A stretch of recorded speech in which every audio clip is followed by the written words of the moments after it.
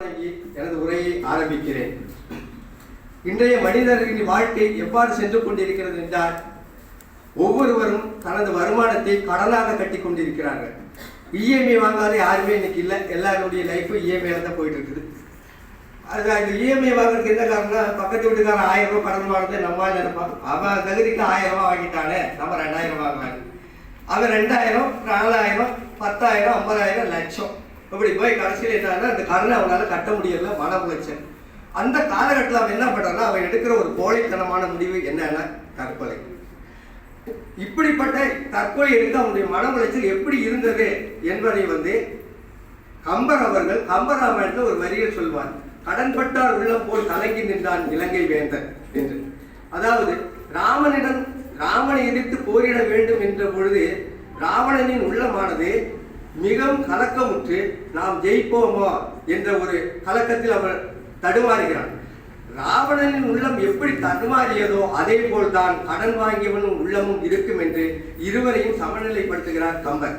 இதைத்தான் திருவள்ளுவர் அவர்கள் 478வது குறளில் சொல்கிறார். ஆகாறு அளவு இட்டிராயினும் கேடில்லை போகாறு அகலாக்கடை. உன்னுடைய வருமானம் சிறிதாக இருந்தாலும் பரவாயில்லை, நீ அந்த வருமானத்திற்குள் வைத்து உனது செலவை செய்தால் நீ கடன் என்ற சிக்கல் சிக்கமாட்டாய், உன் வாழ்வில் நீ உயர்ந்து வருவாய் என்கிறார்.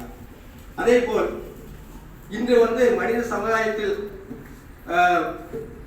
ஒரு மன்னன் எப்படி இருக்க வேண்டும், ஒரு ஆட்சியாளன் எப்படி இருக்க வேண்டும், அவன் எப்படிப்பட்ட ஆட்சியை நடத்தினால் அந்த நாடு சிறந்த நாடாக அமையும் என்பதை வள்ளுவர் அவர்கள் தன்னுடைய 385வது குறளில் சொல்கிறார். இயற்றலும் ஈட்டலும் காத்தலும் காத்து வகுத்தலும் வல்லது அரசு. ஒரு அரசு நிதிநிலையை சேகரித்து அந்த சேகரித்த நிதிநிலையை கருவூலத்தில் பத்திரமாக பாதுகாத்து தேவையான பொழுது தேவையான அளவு அதை வகுத்து பிரித்து கொடுத்து காப்பவன் தான் சிறந்த அரசன். அப்படிப்பட்ட அரசாலும் இந்த மாநிலமானது நாடானது சிறந்த நாடாக இருக்கும் என்று வள்ளுவர் பெருந்தகை சொல்கிறார். இன்னைக்கு பார்த்தீங்கன்னா எங்க பார்த்தாலும் வெட்டு குத்து கொலை கொலை. இப்போ பார்த்து 2-3 நாளைக்கு முன்னாடி கூட பார்த்தீங்கன்னாக்கா இந்த திருத்தணி ரயில் மேல ஒரு வடநாட்டு இளைஞரை 4 பசங்க சேர்ந்து வெட்டிட்டாங்க. ஏன் அவருடைய மனநிலைகள் அப்படி போகிறது, அவருடைய எண்ணங்கள் ஏன் இந்த தீயவையை நோக்கி போகுது? இப்போ அன்னைக்கு என்ன சொன்னாங்கன்னா, கத்தியை தீட்டாதே உங்கள் புத்தியை தீட்டு, கண்ணியம் தவறாதே கடமை ஆட்டுன்னு சொன்னாங்க. ஆனா இன்னைக்கு யாருமே புத்தியை தீட்டுறதுல, எல்லாருமே கத்தியை தீட்டுறாங்க. ஏன்னா காதல் அப்படின்றது ஒரு சாதாரண விஷயம். அப்படி 2 பேர் காதலிச்சிட்டாங்கனாக்கா நம்மளால என்ன சொல்றாங்கன்னா, காதலிச்சவங்க கிடைக்கணும்னா அவங்க அப்பனை விட்டு, அவங்க அப்பனு கிடைக்கணும்னா அவங்க அண்ணனை விட்டு, காதலிச்சவங்க கிடைச்சா 2 பேரையும் விட்டு. மொத்தத்தில் சமரசம் என்பது மக்களின் மனதில் இல்லை. சமரசம் என்ற ஒரு இடத்திற்கே அவங்க போகிறது இல்லை. ஏன்னா எங்களுடைய மென்டாலிட்டி ஏன் அப்படி போகுதுன்றதை யாராலையுமே நம்மளால சிந்திக்க முடியல. ஆக இந்த மாதிரி தீய எண்ணங்களோடு தன்னுடைய வாழ்க்கையை தொடங்கினா அந்த வாழ்க்கை எப்படி போய் முடியுன்றதை வள்ளுவர் பெருந்தகை 202வது குறளில் சொல்கிறார். தீயவை தீயை பயப்பதால் தீயவை தீயினும் அஞ்சப்படும். தீயவை பயப்பதால் தீயவை தீயினும் அஞ்சப்படும்.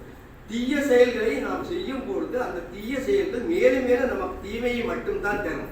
அப்படிப்பட்ட தீமையை தருகின்ற தீய செயல்களை செய்வதை நாம் தீயை விட கொடுமையாக என எண்ணி அஞ்சி விலக்கிவிட வேண்டும் என்று வள்ளுவர் அவர்கள் சொல்றாங்க. இதை நம்ம ஒரு சிறு கதை, அந்த தீய செயல்களை நம்ம எப்படி போய் விழுகிறோன்றது ஒரு சின்ன கதை சொல்றேன். 2 பேர்